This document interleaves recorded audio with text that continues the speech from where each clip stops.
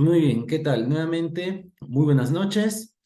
Esperando que se encuentren bien, vamos a hacer el solucionario del tercer examen del ciclo ordinario 2023-1 de la Pre-San Marcos. Ya por más que el solucionario de la misma Pre-San Marcos ustedes ya lo han visto, de repente por ahí de alguna academia, pero de todas maneras siempre es bueno afianzar algunos puntos, aclarar algunas dudas. ¿Ya? Miren, acá están las 10 preguntas del área A, y ahí están incluidas, pues, ¿no? Las 7 del área B, las 6 del área C, las 4 del área D y E. Así es, ¿ya? Muy bien. Entonces, debería de venir, ¿no? En el tercer examen, pues, desde el capítulo 1 hasta el capítulo 14. Pero de los primeros capítulos, del 1 al 9 no ha venido ninguna pregunta. Así es, no ha venido ninguna pregunta. Del capítulo 12. Bien raro que no haya venido, ¿no? Genética 2. Mira, ha venido el capítulo 14, 14, 13, 13, bastante 13, 11 también, 11, 11, 11, 10 y 10. No ha venido el capítulo 12, Genética 2. Así es, bien extraño, ¿no? Que en las 10 preguntas no haya al menos una. Bueno, entonces veamos estas preguntas. Y que hasta ahora no venga semana 5. Ah, ¿verdad, no? Semana 5 también, ¿no? Nutrición, fotosíntesis y respiración. De repente se está guardando para el cuarto examen, ¿ah? Así es. Pero siempre la lógica es, ¿no? Que, por ejemplo, en el cuarto examen priorizan, pues, semana 15, 16, 17, 18. Y por ahí te puede venir, pues, una que otra pregunta de los primeros temas, ¿no? Muy bien. Bien, dice la pregunta uno. Y además las cuatro primeras hay que tener en cuenta que son de las áreas de IE. Así es, ya son de las áreas de IE. ¿Por qué pongo? Porque a veces dicen, los alumnos tienen ese mal concepto que en las áreas de IE les vienen cosas facilitas. Y a mí, sin mentirles, la pregunta un poquito que es más allá de lo que está en el libro de la pre es la 2. Así es, mira, ya venía en el área de IE. Obviamente también viene para las demás áreas, ¿no? Pero los alumnos tenemos ese mal concepto. Yo voy al área de letras. Entonces biología me viene, no sé, la célula eucariota es, la célula que tiene núcleo. Cosas facilitas. No, pues, no, no, no, no. Recuerden que la complejidad es la misma para todas las áreas. Así es, ¿ya? Por tener ese concepto, luego están volando en el examen, ¿sí o no, Génesis? Así es. Bien. Entonces, vamos por acá. Dice la pregunta uno. El Perú es considerado un país megadiverso, pero por falta de un manejo adecuado de la biodiversidad, varias especies han sido categorizadas como extintas, en peligro de extinción o en situación vulnerable. Entonces tenemos las categorías, ¿no? Extintas que ha desaparecido. Recuerden que en peligro de extinción tenemos pues en peligro crítico y en peligro de extinción. Ahí hay dos, sí o no. O en todo caso tenemos en situación vulnerable. Así es. En este contexto dice, si un negociante planteara instalar una fábrica de zapatos y carteras con piel de cocodrilo de Tumbes. Ya, ya, profesor. Entonces, claro, ¿no? Si quiere hacer zapatos, si quiere hacer carteras, tiene que emplear pues la piel del cocodrilo de Tumbes. ¿Cuál sería la posición de parte de la autoridad competente? De repente de la municipalidad, de repente del CERNAM, que ve las áreas naturales protegidas, ¿no? Entonces, ¿cuál sería? A ver, ¿qué dicen por ahí? ¿Qué dicen por ahí? Vamos, vamos, por más que ya sepamos cuál es la clave, hay que participar. Entonces, la clave dicen la B de besito. Ya. Entonces, por eso la autoridad competente le dirá pues a este negociante, a este comerciante, que no, pues, porque la especie está en peligro de extinción. Ya, ya, muy bien. Dice por acá la A, apoyar la idea porque impulsaría el desarrollo. O sea, todo negocio es bueno, ¿no? ¿Va a impulsar la economía? Sí, pero ¿quién se va a perjudicar? El cocodrilo de Tumbes y de repente lo lleva a la extinción, pues. Ya, entonces, profesor, apoyar la idea, no, pues no, no, no, no, no, no, no. ¿Por qué? Porque hay que cuidar a las especies que están, hay que cuidar a las especies que están en peligro de extinción. Así es, entonces hay que rechazar esa oferta, pues. Así es, muy bien. Luego dice denunciar el hecho porque el cocodrilo es una especie vulnerable. lo primero podría ser, ¿no? Podría decir, pucha, no, no, no, no, yo denuncio esto ante una autoridad más general, a nivel nacional, pero porque el cocodrilo está en una situación vulnerable, no, no, no está en una situación vulnerable. Allá, profesor, el cocodrilo de Tumbes está en peligro de extinción. Ah, ya. Y no se olviden de lo que está en el libro de la Presa San Marcos, sexta edición. Ajá, eso también está en las diapositivas que se ha trabajado en clase. A ver, ¿dónde está? Esto es capítulo 14. A ver, ¿qué pasa con el capítulo 14, profesor? Acá están las especies. Miren, miren las especies que están pues en peligro crítico de extinción, en peligro de extinción y en situación vulnerable. A ver, vamos a hacer un recorte para tener en cuenta a estas especies. ¿Ya? Muy bien. A ver, profe, vamos a cortar acá. Ahí tenemos, son categorías de conservación. ¿Ah? Ahí están las tres categorías. Eso es lo que debemos de tener en cuenta. Así es. Muy bien. A ver, ¿cuál de las tres es más preocupante? ¿Cuál de las tres es más preocupante? ¿Cuál de las tres es la más preocupante? O sea que si no la cuidamos, esa especie va a desaparecer. Así es. Y me dicen ahí que la más preocupante sería la que está en peligro crítico. Claro que sí, pues en peligro crítico de extinción, ¿no? Si a esa especie no la cuidamos, entonces, o esas especies que están en peligro crítico van a desaparecer. Por eso se dice peligro crítico, ¿no? Los que están en peligro de extinción, si no la cuidamos, van a pasar a peligro crítico. Los que están en situación vulnerable, los que están en situación vulnerable, si no lo cuidamos, van a pasar a peligro de extinción. Así es. Entonces, ¿quiénes tienen más probabilidades de seguir viviendo? Los que están en situación vulnerable. Esto lo de azulito hay que tenerlo en cuenta, ¿no? Los que están en situación vulnerable tienen un riesgo de desaparición en estado silvestre a mediano plazo, de repente a largo plazo. Riesgo bajo de desaparición. En cambio, los que están en peligro de extinción tienen un riesgo alto de desaparición en un corto o mediano plazo. Y los que están en peligro crítico tienen un riesgo muy alto de desaparición en estado silvestre a corto plazo. Y tengan en cuenta los animalitos que están acá. Profesor, ¿qué pasa con el cocodrilo de Tumbes? ¿Está en peligro de extinción? No está en peligro crítico, no está en situación vulnerable. Ah, ya, muy bien. Correcto. Luego dice por acá, miren, dice la de estar a favor porque se relaciona con el uso ancestral de los cueros.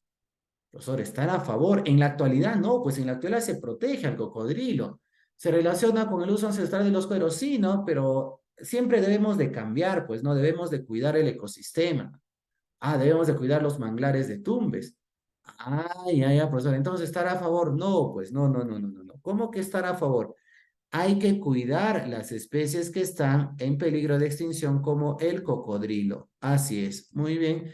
Luego dice autorizarla, ya que la propuesta tiene una base sostenible. No, base sostenible, desarrollo sostenible es pues pensando en las generaciones futuras. No, no, porque hay el riesgo de que este cocodrilo desaparezca. Si de repente estaría en situación vulnerable o hay otras especies o hay otras categorías, por ejemplo, hay categorías que están pues en preocupación menor o casi amenazada, ahí sí, ¿no? Pero está en una categoría de peligro de extinción, pues, o sea, hay que cuidarla. No, muy bien. Entonces, profesor, ¿cómo que hay que estar a favor? ¿Cómo que hay que cuidarla? No, no, no, no, no, no. Ya, entonces hay que cuidar a las especies que están en peligro de extinción porque pueden desaparecer. Entonces, la uno es la B de besito. Así es. A ver, dice Ruth, profesor, ¿cuál es la diferencia de estar en peligro de extinción y vulnerabilidad? Ya hemos explicado, así es. Luego dice por ahí, ya de peligro crítico, ya. Dice por ahí, ¿dónde está? Dice Génesis. En la pregunta dice en peligro de extinción o en situación vulnerable. Solo tomamos en peligro de extinción, ¿verdad? A ver. ¿Qué hice por acá? ¿Qué hice por acá? Y lo habíamos comentado. ¿Ah? Varias especies han sido categorizadas como extinta, en peligro de extinción, en situación vulnerable. No te está diciendo que este o es sinónimo. O sea, el peligro de extinción no es sinónimo de situación vulnerable. ¿Qué te está diciendo? Algunas especies están en peligro crítico. Otras especies están en peligro de extinción. Otras especies están en situación vulnerable o en todo caso otras especies ya se extinguieron. Eso es lo que te está diciendo. Así es. ¿Ya? ¿Qué te está diciendo esta partecita de celeste? Ah, por ejemplo, la rana del Titicaca está en peligro de extinción. Otras especies pueden estar, como el churrete real, en peligro de extinción. Ah, ya, la rana es en peligro crítico. O en todo caso, pues las especies como el frailecillo pueden estar en situación vulnerable. Eso es lo que nos está diciendo. Así es. Que las especies están en una u otra, correcto. Así es. No es un sinónimo. Bien, vamos con la pregunta 2. Dice la pregunta 2. La chinchilla. ¿Qué pasa con la chinchilla? Es un roedor que se parece a una ardillita. Es un roedor andino que ha sido casi depredado de su hábitat natural en nuestro país. Esta pregunta es un poco contradictoria porque ¿qué dice el libro de la PRE? ¿Qué dice el libro de la PRE con respecto a la chinchilla? A ver, ustedes que han revisado el libro. ¿Qué dice el libro de la PRE? Con respecto a la chinchilla, ¿qué dice? ¿O no dice nada?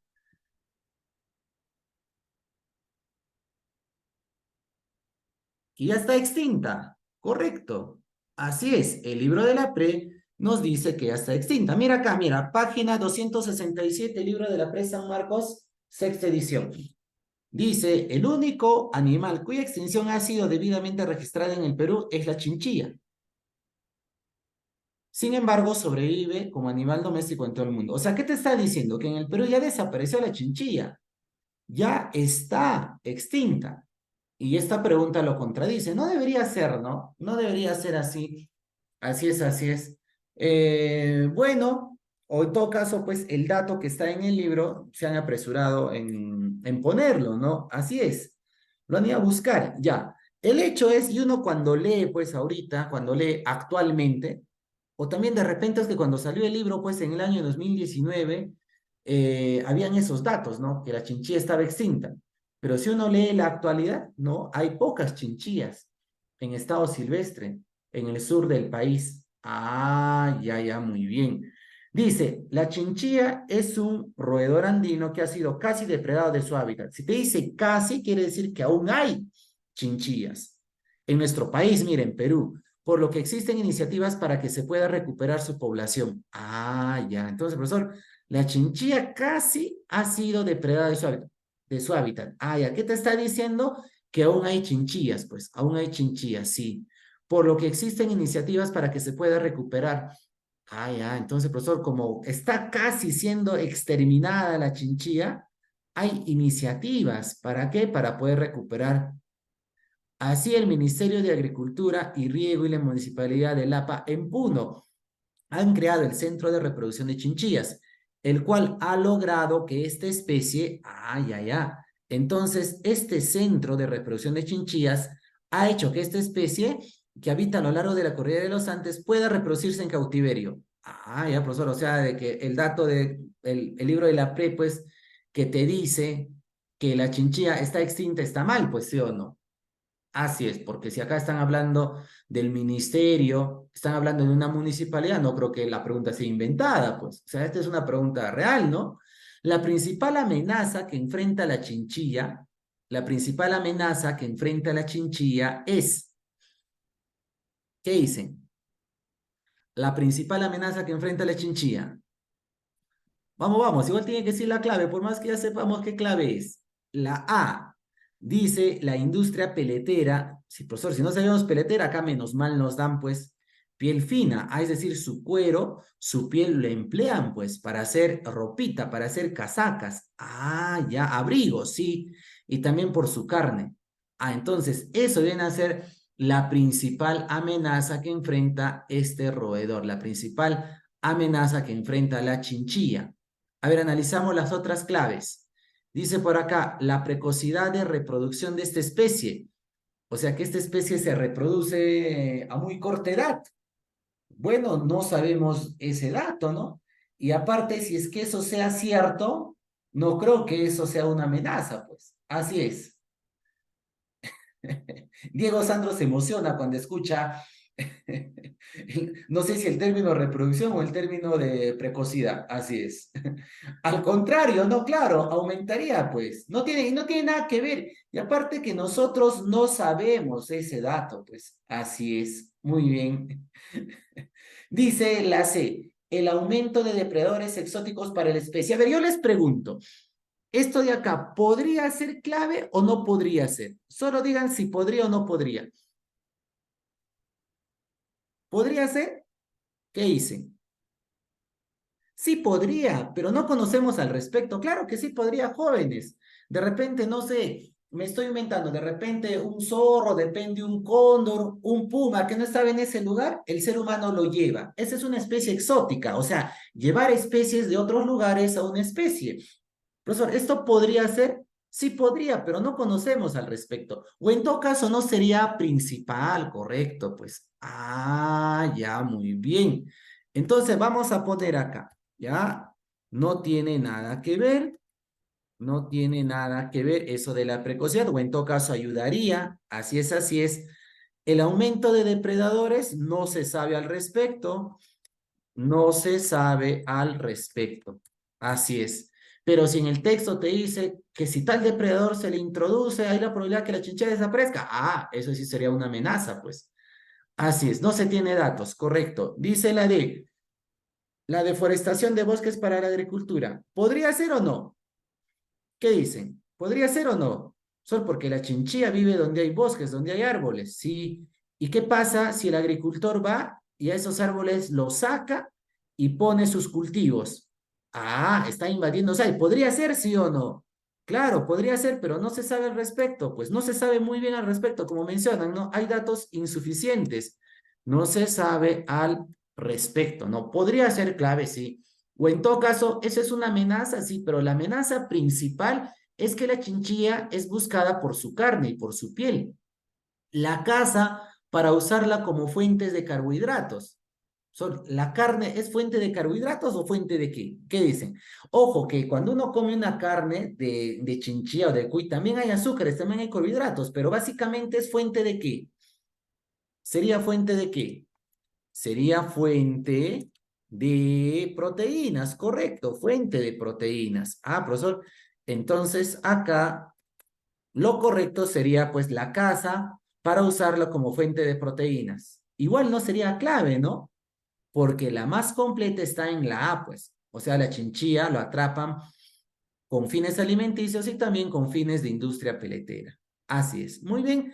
Entonces la clave viene a ser la A. Así es. Muy bien. A ver, los leo, ya, los leo. A ver, dicen por ahí, ¿dónde está? Veo que dice Chuk. Ya, no tiene nada que ver. Por ahí vi una pregunta por arriba. Elizabeth dice que es un animal doméstico. ¿Acá en la pregunta o en el libro? A ver.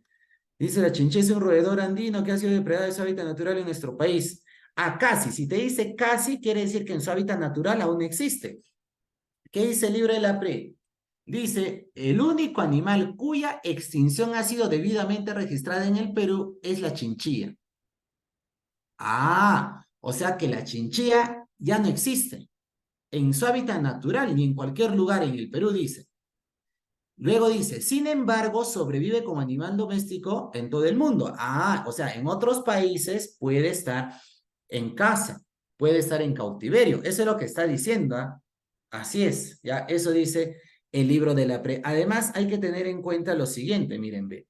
Cuando una especie que está en peligro crítico de extinción desaparece de su hábitat natural, es extinta en estado silvestre. ¿Qué quiere decir eso? Ah, que aún puede estar de repente en las casas, puede estar en cautiverio, en un zoológico, pero cuando ya desaparece totalmente, es extinta. Ah, ya desaparece de las casas, de los zoológicos, del cautiverio, etcétera. Y lo que se refiere básicamente el libro de la PRE es ya extinta, que desapareció de todo lugar del Perú. Pero esta pregunta lo está negando, pues sí o no. Así es, ¿ya? Y básicamente hay que creer más a la pregunta, ¿no? Porque acá están poniendo, pues, nombres de un ministerio, de una municipalidad y todo eso. Y no creo que sea, pues, una pregunta inventada. Así es. Muy bien. Luego, ¿qué dicen por ahí? A ver, otra pregunta. Yo marqué esa porque mencionaba el Ministerio de Agricultura. Ah, ya, por ahí, ¿no? Buena lógica, ¿no? Ya, pero también a veces, pues, el Ministerio de Agricultura tiene un poquito que ver con el cuidado de los animales, ¿no? Y por qué no con los que están en peligro de extinción. Así es, así es, así es. Ya, muy bien.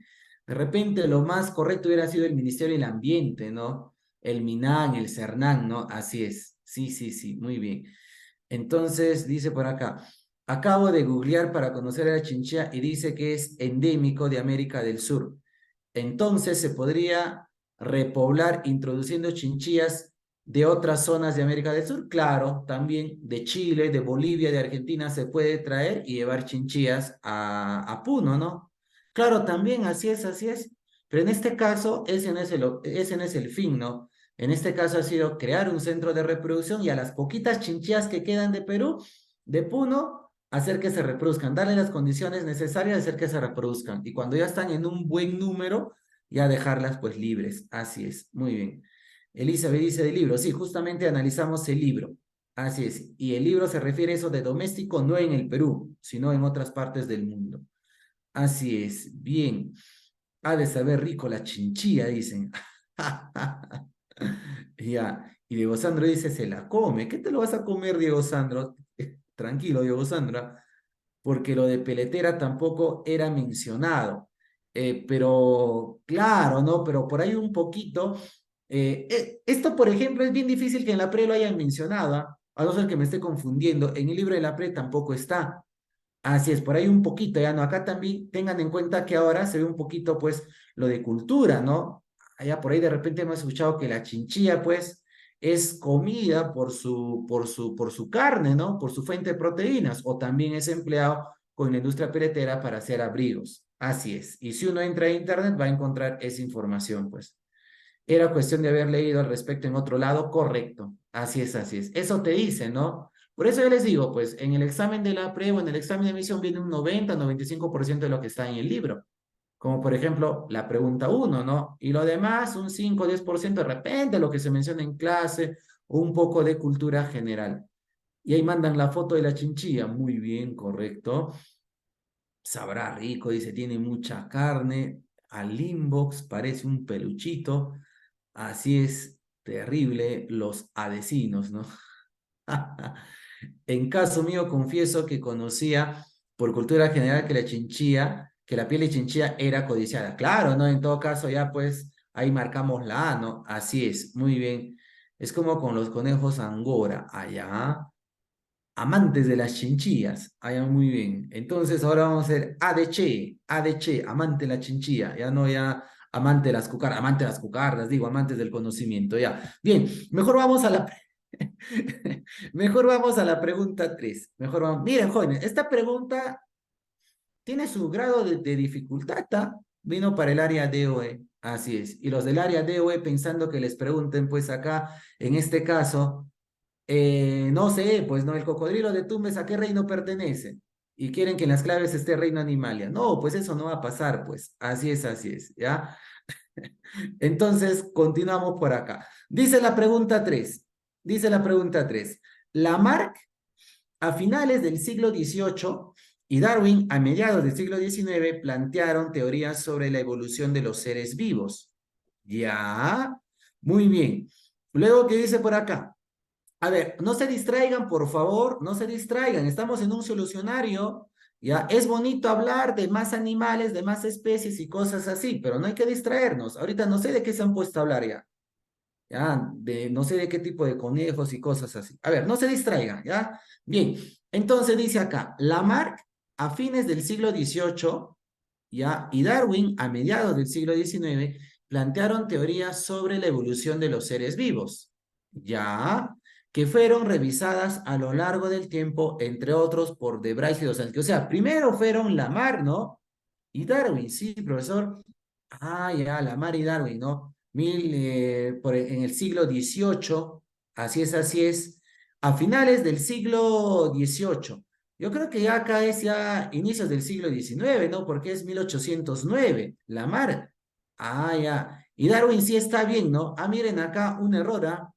Dice acá, dice a finales del siglo XVIII. Eso quiere decir 1700, ¿cuánto? 1780, 1790, ¿sí o no? Ah, ya, profesor, pero Lamarck, ¿cuándo incidió su teoría?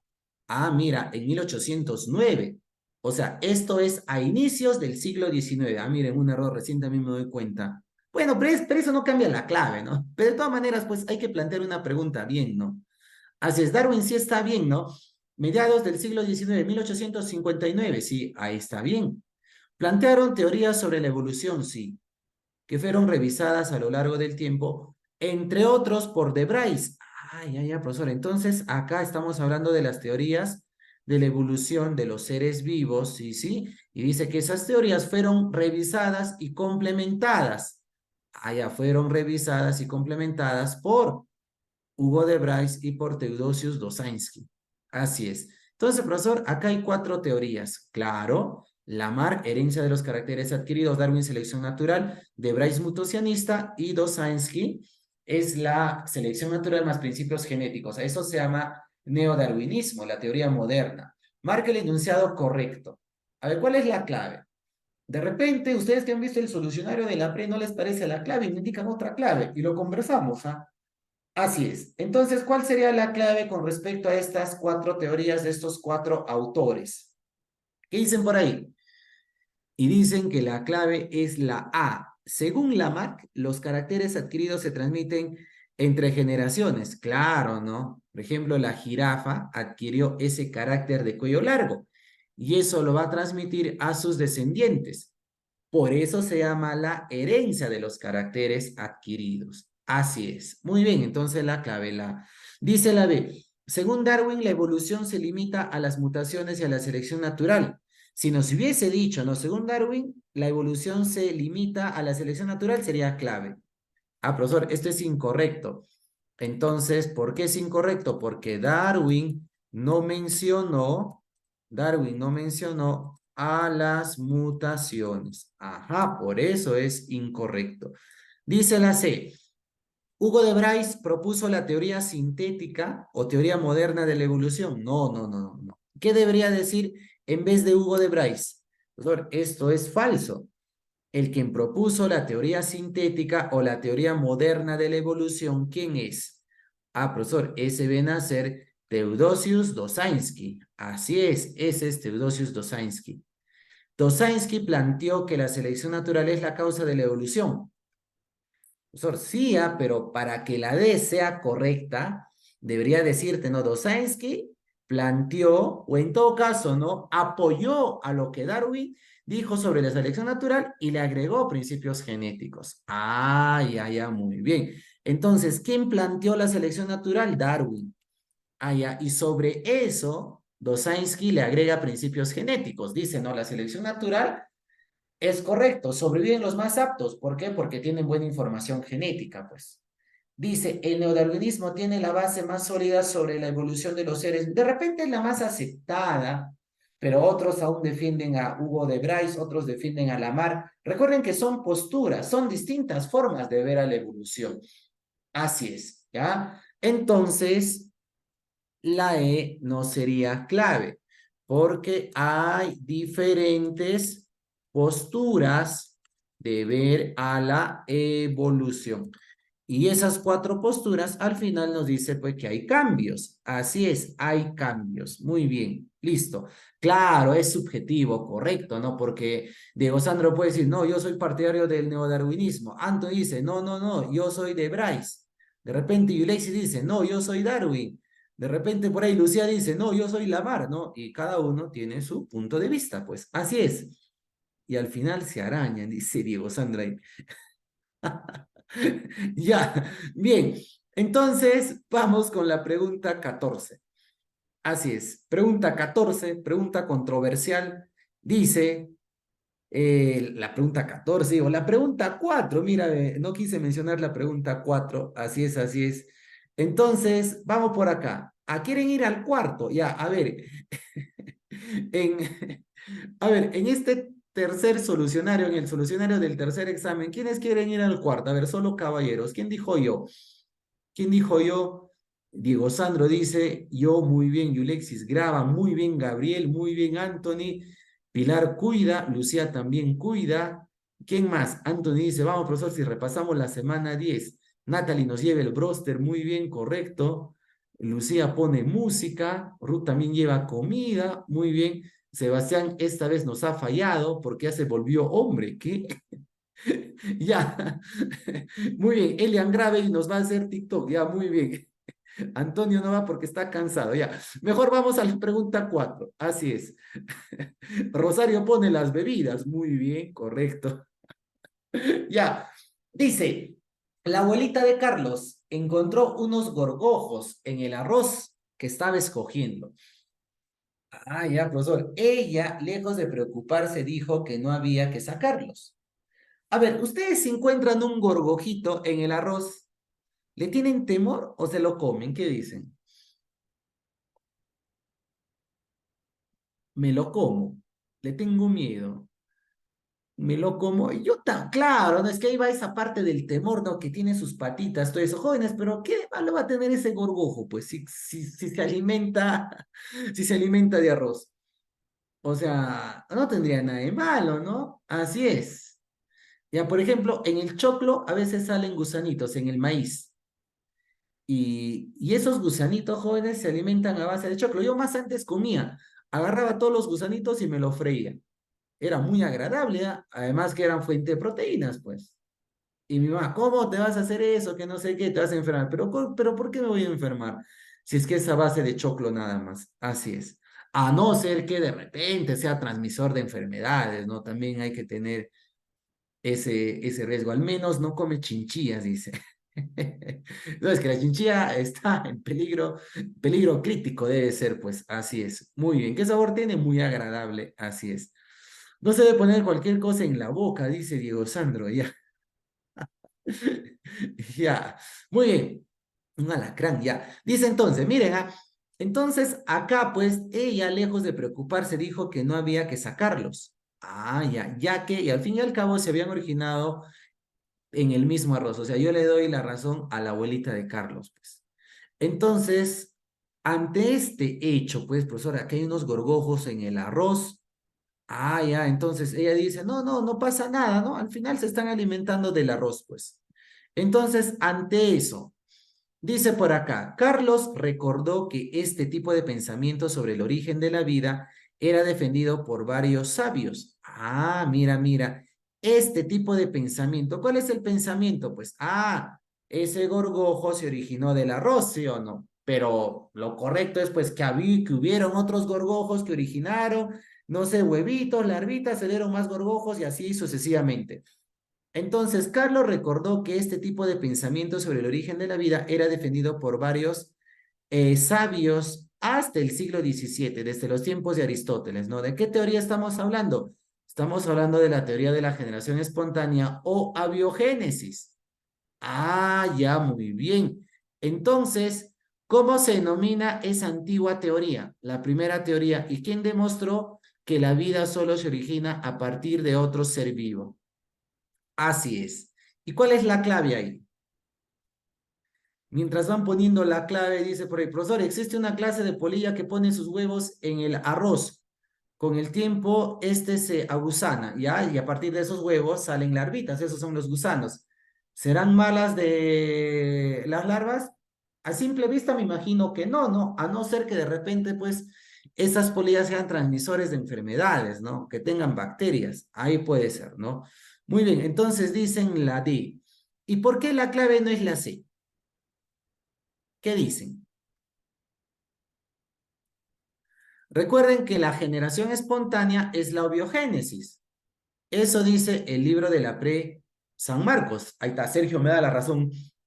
Mira, libro de la Pre San Marcos, sexta edición, página 239. Dice el subtítulo, Teoría de la generación espontánea, entre paréntesis, abiogénesis. ¿Cómo que abiogénesis no, Elizabeth? Abiogénesis es la generación espontánea. Y lo voy a poner acá. Abiogénesis es lo mismo que decir generación espontánea. Así es. Refutó de manera definitiva, pero ¿dónde dice en la... Mira, si acá en la pregunta te dijese ya, ¿cómo se llama esta teoría antigua? Ahí no hay duda que es abiogénesis o es generación espontánea. Luego, ¿qué te dice? ¿Y quién demostró que la vida solo se origina a partir de otro ser vivo? ¿Quiénes demostraron? Francisco Redi. Lázaro Spallanzani y Luis Pasteur. Y eso lo dice el libro de la Presa San Marcos, sexta edición. Y además de eso, ¿qué te dice? Ah, Redi lo demostró por primera vez. Luego Spallanzani en los caldos y luego Luis Pasteur de manera definitiva. Eso dice. Ah, ya, ya. Entonces, acá voy a poner lo siguiente. Redi refutó por primera vez. Así es, Reddy lo refutó por primera vez. Muy bien, así es. Allá, profesor. ¿Y qué pasó?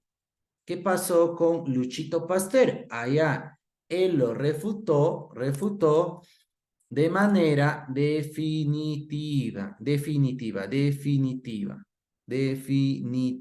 Así es. Muy bien. Entonces, jóvenes, así tal cual está la pregunta, habrían dos claves, pues la C y la D. Pero ¿por qué nos quedamos con la D? A ver, Sergio, ¿por qué has marcado la D?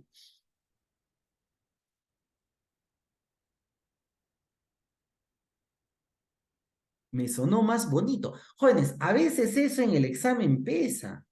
O sea, tú tienes que quedarte con una clave.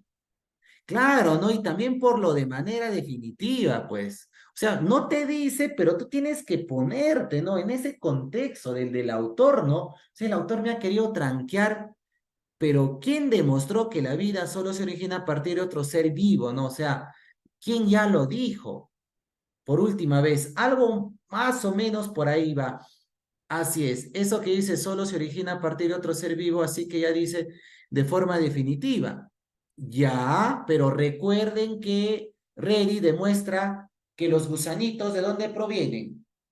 ¿Acaso proviene de la carne? No. Él dice, no, proviene de los huevitos que han dejado las moscas antiguas. Ah, ya, o sea que está proveniendo de otro ser vivo. Y eso dice el libro de la Pre. O sea, tanto Reyes, Payanzani como Pasteur refutaron a esta teoría. Así es. ¿Ah?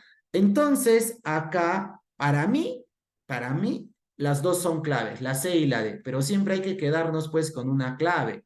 No sé, por instinto, porque es más general, porque es más reciente, porque lo refutó de manera definitiva. Así es, nos quedamos con la clave D. ¿Ya? Habría que revisarse bien esta pregunta. Así es, habría que revisarse bien. Así es, muy bien. Listo, porque su argumento, ustedes han visto el solucionario, yo también, más que voy a abrirlo, ¿ya? Voy a abrirlo para conversar acerca del solucionario. En el solucionario, en ninguna parte te da una buena, como se dice, una buena opinión, una buena resolución. ¿Dónde está el solucionario? A ver, ¿dónde está? A ver, ¿dónde estamos? Pre-San Marcos. Pre-San Marcos dice acá, ordinario. En el solucionario han puesto tal cual está en el libro de la Pre-San Marcos. A ver. Ujú. El solucionario. Así es. Tercer examen. Ahí está. En ese examen te pusieron varias preguntas de dos claves. Parecen ser correctas. Así es. Miren acá, ve. A ver, profesor, vamos acá.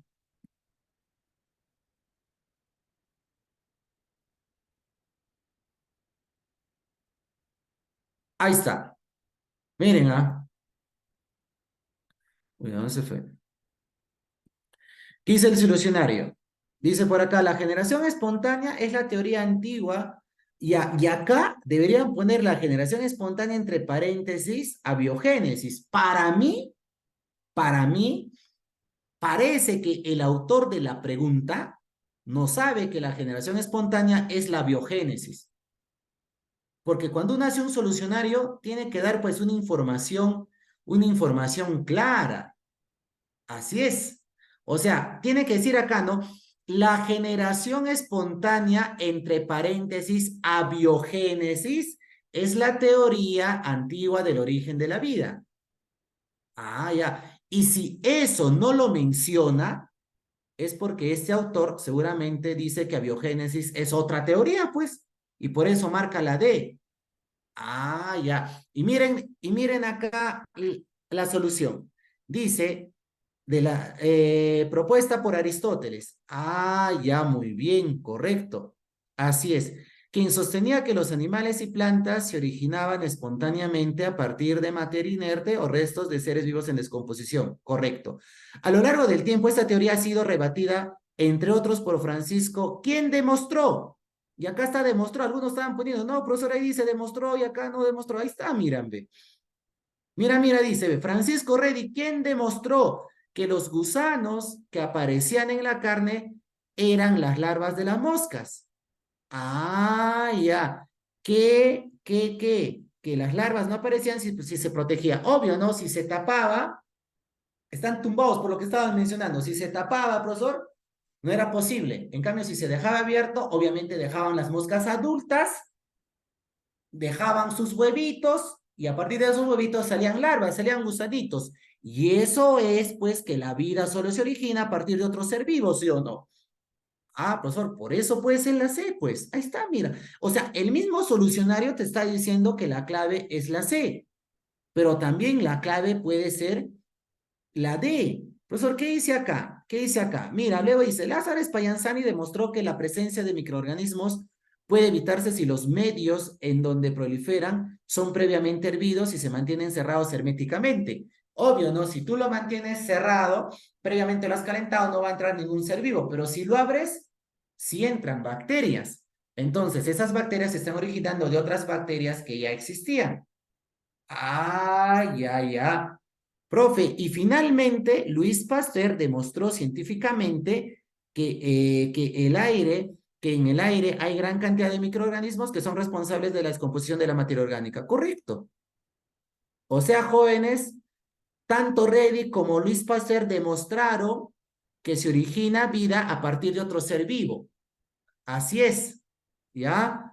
Entonces, jóvenes, acá pues el solucionario no te dice por qué la clave es la D y por qué no es la C. Y repito, para mí, el autor está diciendo que la generación espontánea es solo generación espontánea y no es sinónimo de abiogénesis. Y eso está mal, porque en el libro de la PRE dice claramente que abiogénesis es generación espontánea y si es así, debería ser ambas. Pues ahora, priorizando, tú tienes que quedarte con una sola clave.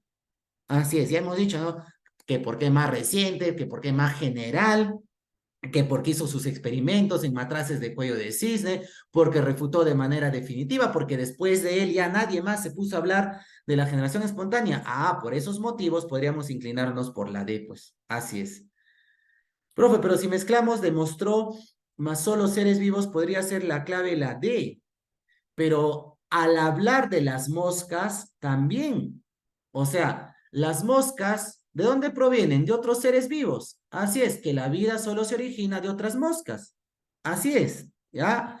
Entonces, además acá en esta parte, en ninguna parte te dicen solo, pues. Así es, muy bien. Listo. Ahora sí. Profe, también puede ser porque dice hasta el siglo XVII, antigua teoría, y la teoría de Pasteur es del siglo XIX, nueva teoría. A ver, vamos por acá. Dice, Carlos recordó que este tipo de pensamiento sobre el origen de la vida era entendido por varios sabios hasta el siglo XVII. Siglo XVII, 1600, ¿sí o no? ¿Estamos o no? Y justamente, pues, ahí sale Redi, pues. Ahí sale Redi. Ah, ya. Es más, mira, buen dato, Elia. Buen dato. Es más, si tomamos en cuenta al siglo XVII, tendríamos que marcar Ready, pues, porque el siglo XVII es 1600, cuando justo salió Ready. ¿Dónde está Ready? 1665, si mal no recuerdo. ¿Dónde está Ready? Francisco Ready. Ahí está, 1668, siglo XVII. Ah, ya, o sea, ¿qué te está diciendo el texto? El texto te está diciendo que se hablaba de la generación espontánea desde el siglo IV antes de Cristo hasta el siglo XVII, hasta 1668 más o menos, hasta que salió Reddy a refutarlo. Así es. Y con este experimento, pues Reddy llega a demostrar que estos gusanitos salen de los huevitos que han dejado las moscas. Es decir, ¿de dónde están saliendo esos gusanitos? Ah, ya demostró que la vida solo se origina a partir de otro ser vivo. Así es. ¿Ya? Jóvenes, resumiendo, preguntas así no deberían de venir. Así es. No deberían de venir. Así es. Muy bien. Listo.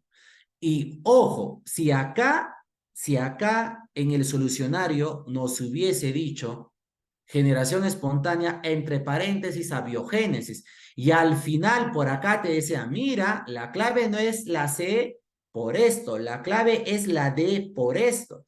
Ah, qué lindo solucionario, pues. Pero acá, según el solucionario, ¿qué te está diciendo? Que tanto la C y la D son claves. Bueno, asumiendo que abiogénesis es generación espontánea. Muy bien, continuamos. ¿Están ahí todavía? ¿Estamos bien? ¿Estamos mal? ¿Cómo vamos?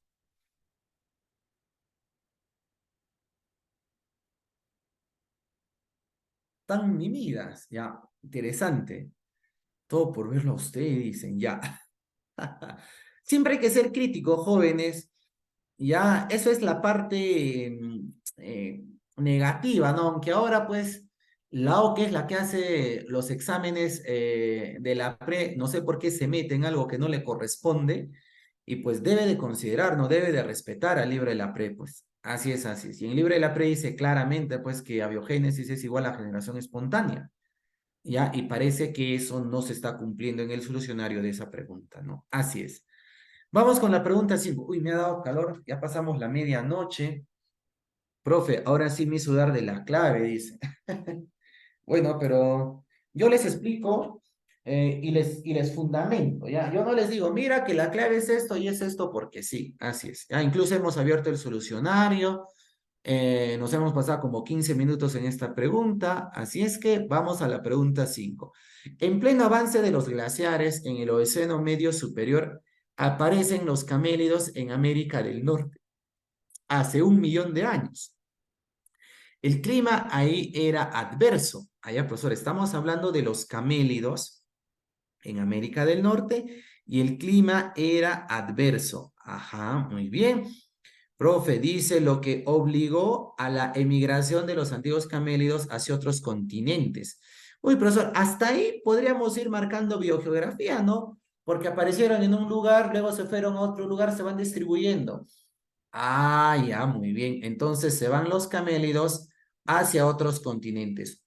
Algunos, dice, descendientes de los gigantocamelus, se dirigió hacia Europa. Ah, ya, entonces algunos de ellos se fueron a Europa, Asia y Norte de América, mientras que otros, los descendientes del macro Auchenia, se dirigieron a través del Istmo de Panamá a América del Sur. Ah, ya, profesor, algunos se fueron algunos se fueron, dice por acá, hacia América, perdón, hacia Europa, hacia Asia y hacia el norte de África, y otros se fueron hacia América del Sur, partiendo desde Norteamérica. Gracias a la biogeografía, se puede afirmar que los camélidos tienen un mismo origen. Claro, pues, ¿cuál es ese origen? Ese origen es, pues, América del Norte, ¿sí o no? Acá te está diciendo claramente, bien. Profesor, para que sea anatomía comparada, tiene que decir, pues, comparación de órganos. Y en ninguna parte mencionan, pues, órganos homólogos, análogos. Acá tiene que ser comparación de órganos. Ah, ya. Luego dice taxonomía. Taxonomía no tiene nada que ver con esto de las evidencias de la evolución. Bioquímica comparada es, pues, la comparación de biomoléculas. Ah, ya, profesor, la comparación de biomoléculas. Cuando decimos biomoléculas, básicamente nos referimos a las orgánicas. Ah, profesor, se comparan los aminoácidos, el ADN, el ARN, sí. Ahora, biología molecular también podría ser catalogada la bioquímica comparada, sino cuando ya hablamos de biología molecular, básicamente nos referimos al ADN. Así es, viene a ser la comparación de moléculas de ADN, comparación de DNA. Y en ninguna parte mencionan eso, pues. Y además dicen, no parten de un lugar, algunos se van para arriba, otros se van para abajo. Ah, se están distribuyendo a lo largo de la Tierra. Eso es biogeografía. Así es. De dos preguntas con claves dudosas pasamos a una pregunta con clave directa. Sí, esta es recontra directa. Acá para nada hay dudas. Pero en esta pregunta dice que uno desciende de una especie y los que se fueron al sur de otra. Claro, pero al final Todas ellas han salido de una, pues es algo así, miren, ve. Miren por acá.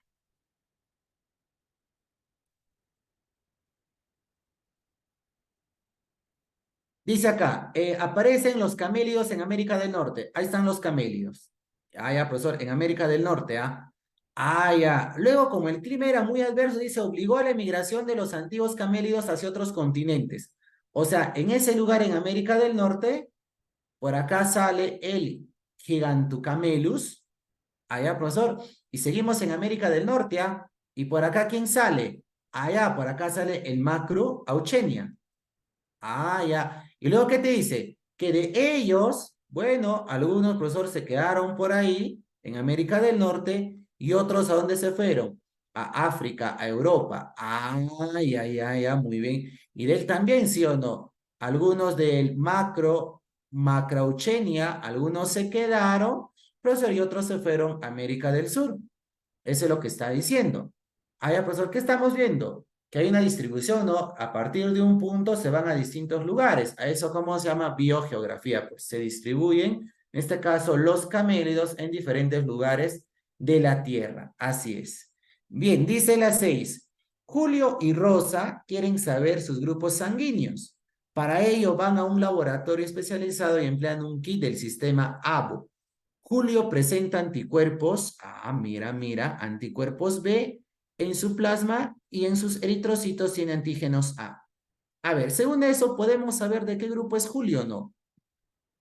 A ver, profesor, ¿qué pasa acá con Julio? A ver, profe, tenemos acá Julio, dice tiene antígenos A. Ah, ya, muy bien. A ver, ¿se puede o no se puede saber? Si tiene antígenos A, uy, profesor, tiene antígenos A. Puede ser del grupo AB, sí. Pero luego, ¿qué te dice? Tiene anticuerpos. Tiene anticuerpos de tipo B. Y si tiene anticuerpos de tipo B, no puede tener, pues, antígeno B, ¿sí o no? Ya. Y si no tiene antígeno B y tiene antígeno A, ¿de qué grupo sanguíneo es? Julio, entonces, viene a ser del grupo ácido, ¿no? Correcto, pues. ¿Por qué? Porque tiene antígeno A. Profesor, al tener anticuerpo B, ¿qué nos está diciendo? No puede tener antígenos B. Allá, no puede tener antígenos B. Allá, profesor, entonces, Julio, ¿de qué grupo es? Es del grupo A. Así es. Luego te dice, ¿no? Rosa presenta anticuerpos. Rosa presenta anticuerpo A y anticuerpo B. Ya, y no tiene ningún antígeno. Ajá, muy bien. Ya, profesor, ese creo que es del grupo O. Claro, ¿por qué? Porque acá dice que Rosa, ¿qué pasa con Rosa? Dice Rosa presenta anticuerpo A y anticuerpo B y no tiene antígeno. Uy, profesor, si no tiene antígeno, es del grupo O. Además, ¿qué pasa con el grupo O? Allá, profesor, el grupo O tiene anticuerpos A y B. Ya, si tiene anticuerpos A y B es porque no tiene ningún antígeno, pues. Según esto, ¿a qué conclusión llegamos? Que viene a ser Rosa del grupo O. Así es. Y si recordamos también la teoría de grupos sanguíneos, sistema ABO, vamos a tener ahí pues lo siguiente, miren, mi profesor, una persona es de grupo A, ¿por qué es de grupo A? Porque tiene antígeno A y tiene anti-B, anticuerpo B. Y una persona es del grupo O porque no tiene ningún antígeno y tiene los dos antis. Entonces la clave viene a ser la A. Así es, dice, ¿cómo son? Julio y Rosa respectivamente, son del grupo A y del grupo O respectivamente. Dice la 7, en un experimento, dice acá, en un experimento se cruzan dos plantas de dogo. Si te dice dogo, ya, tú vas imaginándote dominancia incompleta. Ya, muy bien, la intermedia.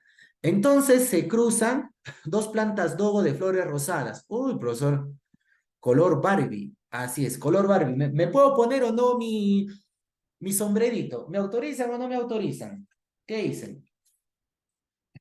Ya que menciona ahí el color rosadito. Sí, ¿no? Muy bien, de una, de one. Ahí está, muy bien, ahí está. Autorizado, gracias. Con eso se despiertan. Muy bien. Entonces, dice ahí que se cruzan dos flores rosadas. Ah, ya, muy bien. Dice, si se sabe que este carácter está en esta planta constituye. Es más, mira, ve, creo que jóvenes, hasta ahí ya sabemos que es una dominancia incompleta, herencia intermedia, pero te dice, pues es un caso de dominancia incompleta. Uy, profesor, prácticamente ya nos están diciendo todo, pues. Ah, ya. Determine la alternativa que muestra el resultado de este experimento. Profe, entonces acá P de progenitores. Profesor, ¿qué se están cruzando? Se están cruzando. Bueno, acá lo voy a poner. Mira, CR es una plantita de flor roja.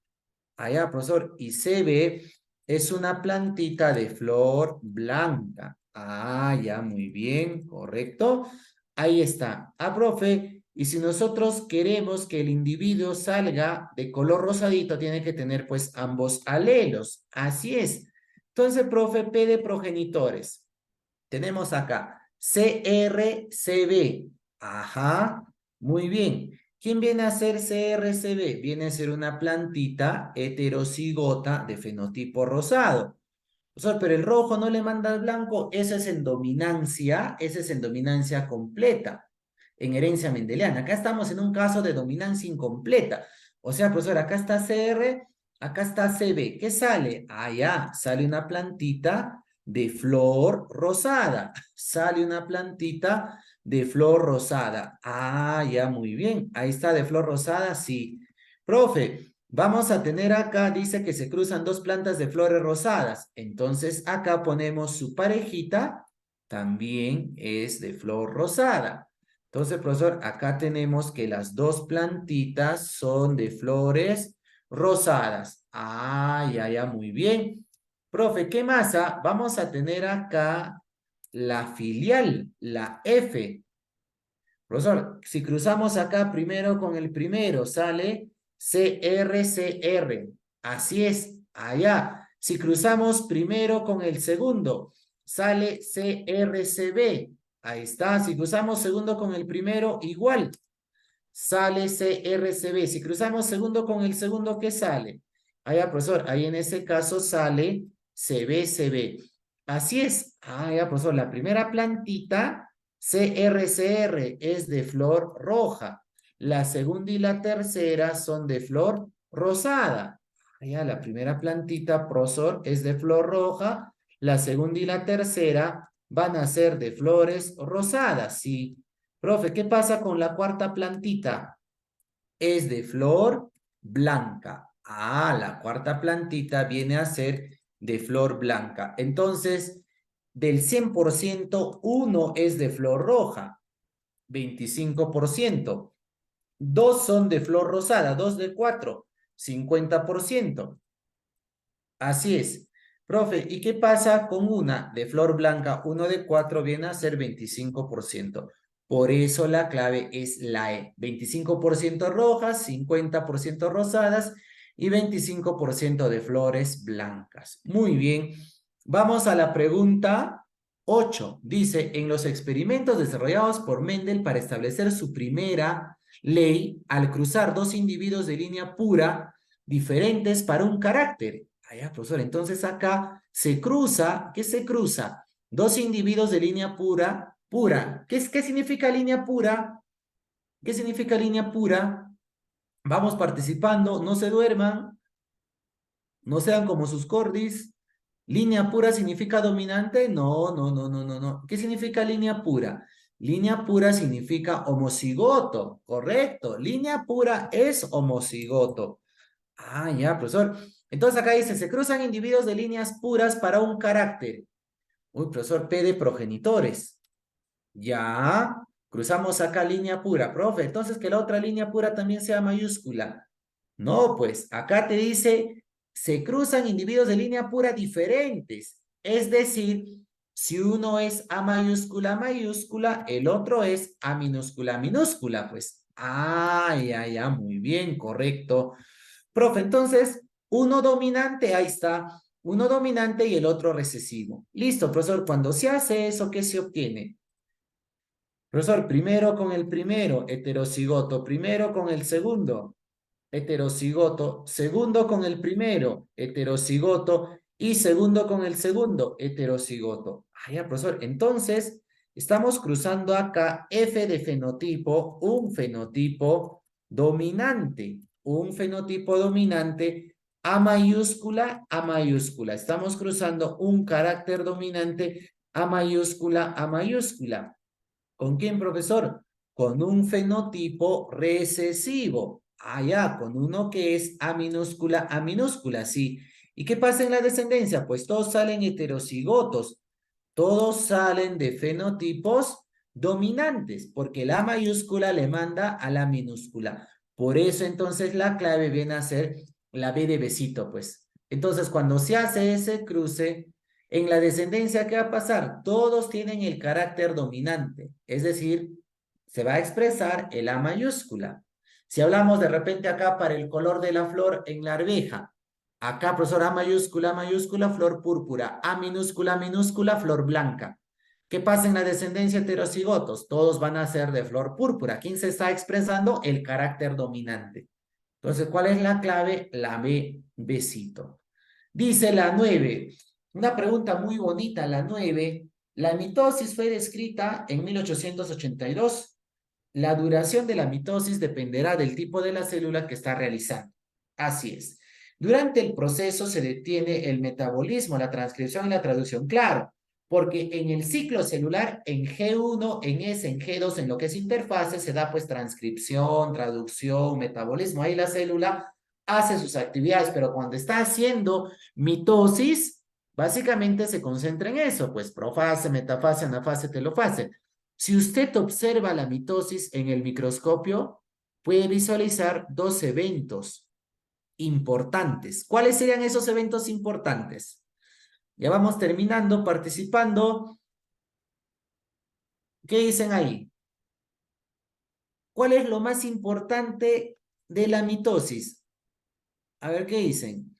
Mientras vamos copiando por acá, ¿dónde está? Vamos a copiar a la mitosis.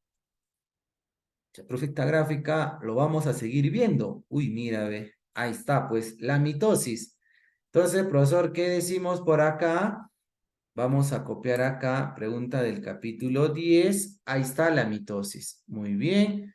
Allá, profesor. Entonces, ¿qué se nota acá? Pues, profe, acá claramente hay una interfase, ¿sí? G1, S, G2, y luego viene la división, pues división por mitosis, ¿no? Cariocinesis, profase, prometafase, metafase, anafase, telofase, y luego viene la citocinesis, salen dos células idénticas. Entonces, profesor, ¿cuál es lo más importante? Dos importantes eventos.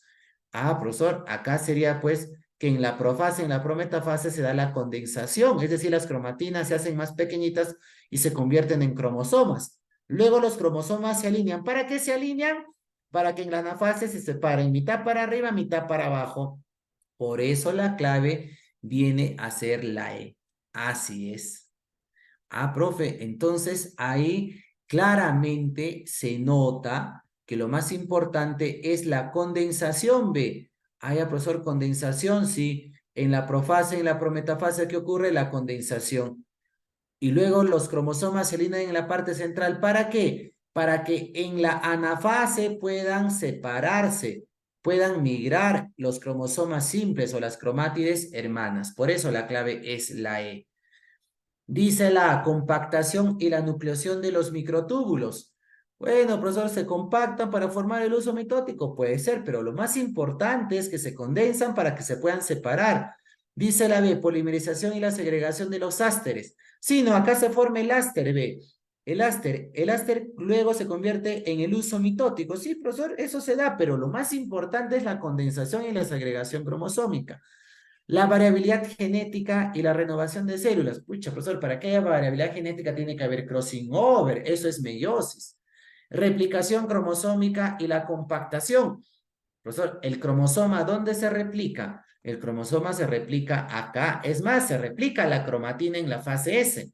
Y acá te están diciendo dentro de la división por mitosis, la E pues se condensa, la cromatina se convierte en cromosoma, se alinea y luego se segrega, se separa. Por eso la clave es la E. Vamos con la última pregunta. Dice la última pregunta, las plantas terrestres espermatofitas ostentan una adaptación que les ha permitido expandirse exitosamente en los continentes. Ah, ya, profesor. Cuando decimos espermatofitas, nos referimos pues a las plantas que tienen semillas. Así es. Ah, ya, profesor. Entonces estamos hablando acá de las plantas espermatofitas. Profesor, ¿qué pasa con las espermatofitas? Dice que son exitosas. Ah, ya. Y se han expandido por todos los continentes. Profe, ¿y cuál es la razón? Ah, la producción de semillas. Es más, esas semillas tienen que dispersarse, sí. Para asegurar su reproducción sexual, necesitan de los gametos, que los gametos se pongan en contacto, claro, porque reproducción sexual es la fusión de gametos mediante la fecundación para formar el cigoto. El proceso que hace posible esta reproducción, ¿cuál es? Profesor, entonces acá se necesita que los gametos se junten. Ya, profesor, y para que esos gametos se junten, ¿qué se necesita, pues? ¿Qué se necesita para que los gametos se junten? Y me dicen la C, correcto, pues en la polinización. ¿En qué consiste, profesor? En la polinización va el polen, en cuyo interior, allá, ¿qué tiene? Tiene el gameto masculino, ¿sí o no? Ah, ya, en el interior del polen, en su interior hay gametos masculinos. Allá, los anterozoides, sí. Entonces, en la polinización va el polen. ¿A dónde va, profesor? Hacia la parte femenina. Ah, ya, el polen va hacia el saco embrionario. Puede ser de la misma flor o de otra flor. ¿Y qué pasa por acá, profesor? En el saco embrionario, en su interior, ¿quiénes se encuentran? En el saco embrionario, en su interior se encuentran los gametos femeninos, los gametos femeninos. Así es, ya tenemos la ósfera y también tenemos el secundario, ¿no? En caso de las plantas angiospermas. Entonces, mediante la polinización, se logra que los gametos se pongan en contacto, pues. Así es, profesor. ¿Y por qué la clave no es gametogénesis? Gametogénesis es formación de gametos. Si nos hubiese dicho, no, ¿cómo se forman estos gametos? Ah, ese es diferente, pues gametogénesis. Acá nos está diciendo que los gametos se pongan en contacto. ¿Qué se necesita para que se pongan en contacto? La polinización. Va el polen del estambre al pistilo. Puede ser en la misma flor, polinización directa, o de una flor a otra, polinización cruzada, ya sea por insectos, de repente por aves, por mamíferos, por el viento, por la lluvia, etc. Bien, ¿alguna pregunta que tengan hasta ahí? ¿Alguna consulta? Todo claro, muy bien. Lo peculiar ha sido que no ha venido capítulo 12, genética 2. Todo bien, todo ok. Muy bien. Si todo está ok, entonces ya podemos retirarnos con los